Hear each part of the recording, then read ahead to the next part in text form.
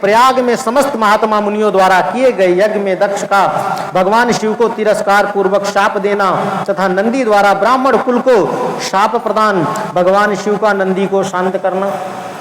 ये कथा बड़ी महत्वपूर्ण है, सुनने लायक है आप लोगों के। कहते हैं ब्रह्मा जी कहते हैं नारद पूर्व काल में समस्त महात्मा मुनि प्रयाग में एकत्र हुए। कहते एक बार की बात है कि जितने महात्मा थे ये सब प्रयागराज में इकट्ठे हुए, एकत्र हुए। तो कहते हैं वहां सम्मिलित हुए उन सब महात्माओं का विधि विधान से एक बहुत बड़ा यज्ञ हुआ। जहां महात्मा इकट्ठे होंगे वहां यज्ञ ही होगा, पूजा पाठ होगी, महापुराण होगा, कथा होगा, यही सब होगा। तो वहां पे एक महान यज्ञ हुआ। कहते हैं उस यज्ञ में सनकादि सिद्धगण, देवर्षि, प्रजापति, देवता तथा ब्रह्म का साक्षात करने वाले ज्ञानी भी पधारे थे। बड़े बड़े ज्ञानी पहुंचे थे। कहते हैं वहाँ पे कौन कौन पहुँचे थे? देवर्षि यानी नारद, प्रजापति ब्रह्मा जी, देवता जितने थे। कहते हैं ब्रह्मा का साक्षात करने वाले ज्ञानी भी, यानी जिन्होंने ब्रह्म का दर्शन कर लिया हो, जिन्होंने ब्रह्मा जी का दर्शन कर लिया, ऐसे ऐसे ज्ञानी भी पहुँचे थे वहाँ पे। कहते हैं मैं भी मूर्तिमान महातेजस्वी निगमों और आगमों से युक्त हो सब परिवार वहां गया था। कौन कह रहा है? ब्रह्मा जी कहते हैं। कहते हैं मैं भी अपने परिवार के समेत वहां गया था। अनेक प्रकार के उत्सवों के साथ वहां उनका विचित्र समाज जुटा हुआ था। कह रहे बहुत समाज इकट्ठा था।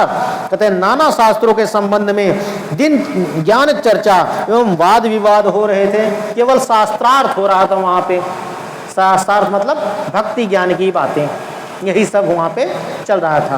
करें मुने उसी अवसर पर सती तथा पार्षदों के साथ त्रिलोक हितकारी सृष्टिकर्ता एवं सबके स्वामी भगवान रुद्र भी वहां आ पहुंचे। भगवान भोले बाबा भी सती मैया के साथ वहां पहुंच गए। कहते हैं भगवान शिव को आया देख संपूर्ण देवताओं, सिद्धों तथा मुनियों ने और मैंने भी भक्ति भाव से उन्हें प्रणाम किया और उनकी स्तुति। कहते हैं सबने उनको प्रणाम किया और सबने उनकी स्तुति भी की, क्योंकि सर्वेश्वर पहुंच गए। भोले बाबा इनसे बड़ा तो कोई है ही नहीं है। कहते हैं फिर शिव की आज्ञा पाकर सब लोग प्रसन्नता पूर्वक यथास्थान बैठ गए। अब आप कहोगे कि पहले ही बैठे थे क्योंकि शास्त्रार्थ हो रहा था। कहते हैं जब कोई विशिष्ट पुरुष आता है, यानी कोई भी विशिष्ट व्यक्ति आता है या विशिष्ट यानी जो कोई श्रेष्ठ व्यक्ति आता है तो उसको देख करके सब खड़े हो जाते हैं, तो आदर देने के लिए। तो जब भगवान शिव जी आए वहाँ पे परिवार के साथ में, तो सभी लोग आदर से खड़े हो गए क्योंकि सबसे बड़े थे वो। कहते हैं उसके बाद भगवान ने आज्ञा दी कोई नहीं बैठ जाओ, कोई बात नहीं बैठ जाओ। तो सब लोग बैठ गए। कहते हैं भगवान का दर्शन पाकर सब लोग संतुष्ट थे और अपने सौभाग्य की सराहना करते। आज तो हमारा भाग्य खुल गया, प्रभु के दर्शन हो गए।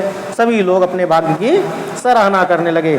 इसी बीच में प्रजापतियों के भी पति प्रभु दक्ष, जो बड़े तेजस्वी थे, अकस्मात घूमते हुए प्रसन्नता पूर्वक वहां आ पहुंचे। दक्ष भी आ गए घूमते फिरते, अचानक वहां पहुंच गए। कहते हैं वे मुझे प्रणाम करके मेरी आज्ञा ले वहां बैठे और उन्होंने ब्रह्मा जी को प्रणाम किया, क्योंकि उनके पिता थे।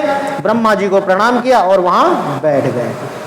दक्ष उन दिनों समस्त ब्रह्मांड के अधिपति बनाए गए थे।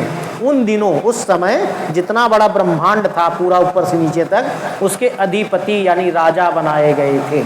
उस समय दक्ष प्रजापति जो थे वो राजा थे पूरे ब्रह्मांड के, मतलब बनाए गए थे कुछ समय के लिए। जैसे इलेक्शन होता है ना, तो कोई भी किसी व्यक्ति को प्रधानमंत्री, राष्ट्रपति बना दिया जाता है कुछ समय के लिए, उसके बाद फिर दोबारा चुनाव होता है। तो पहले भी ऐसा होता था, पहले भी ऐसे ही होता था, वही परंपरा चल रही थी। अतएव सबके द्वारा सम्मानी थे भाई, सबके मत से ही तो बनाए गए थे, तो सब सम्मान देते थे उनको। कहते परंतु अपने इस गौरवपूर्ण पद को लेकर उनके मन में बड़ा अहंकार था। भाई मैं तो राजा हूँ पूरे ब्रह्मांड का, और उनको ये घमंड था कि मैं तो राजा हूँ अपने पद को लेकर के। कहते किसी को पद मिल जाता है तो अहंकार भर जाता है उसके अंदर। तो अहंकार तो वैसे किसी को भी हो सकता है, इसमें कोई सोचने समझने की बात नहीं है, क्योंकि वो तत्व ज्ञान से शून्य थे। उनको तत्व का ज्ञान नहीं था। अगर तत्व का ज्ञान होता तो अहंकार नहीं होता, और अहंकार नहीं होता तो दुख नहीं होता। अब आगे इनको दुख भी होगा, देखते रहो, क्योंकि तत्व ज्ञान नहीं था, अहंकार था, तो दुख होना स्वाभाविक है।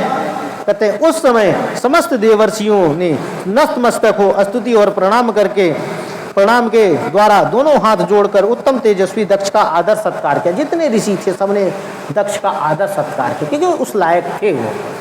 क्योंकि परंतु जो नाना प्रकार के लीला विहार करने वाले सबके स्वामी और उत्कृष्ट लीलाकारी स्वतंत्र परमेश्वर हैं, उन महेश्वर ने उस समय दक्ष को मस्तक नहीं झुकाया। भैया शिव जी मस्तक क्यों झुकाएंगे दक्ष को? वो तो सर्वेश्वर हैं। भैया तुम राजा बनाए गए हो और उन्होंने पूरा ब्रह्मांड ही बनाया है। तुम जिस चीज के राजा हो वो बनाने वाले शिव जी, और शिव जी क्यों मस्तक झुकाएंगे? तो उन्होंने मस्तक नहीं झुकाया। भाई ठीक है, राजा हो कोई बात नहीं, बाकी लोगों ने अपना सेवा सत्कार किया। नहीं वो तो ठीक है। तो ससुर का मतलब ये थोड़ी होता है। ससुर का मतलब होता है कि ससुर जो है दामाद का पैर छूता है, दामाद ससुर का पैर नहीं छूता, क्योंकि जो ससुर होता है वो दामाद का पाँव पूजता है। तो जिसने पाँव पूज दिया, पाँव पकड़ लिया, तो वो पाँव कैसे पकड़वा सकता है अपना? नहीं, ऐसा नहीं है, ऐसा नहीं है। श्रेष्ठ होता है, ठीक है। एक बार पाँव पूज दिया, आपने पाँव पकड़ लिए संकल्प के साथ में, आप झुक गए तो आप झुके ही रहोगे, आप जहाँ हो वहीं रहोगे।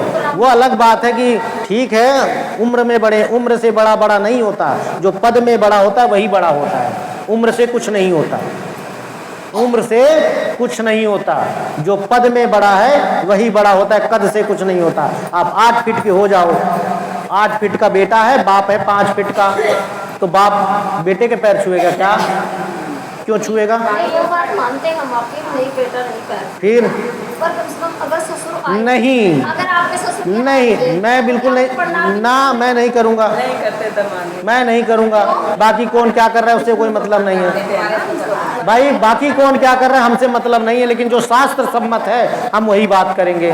शास्त्र यही कहता है कि हमने किसी का पैर छू लिया, किसी का पैर धो लिया, छूना तो दूर की बात है, धो लिया, छुआ नहीं, धो लिया, पाँव को पूज दिया।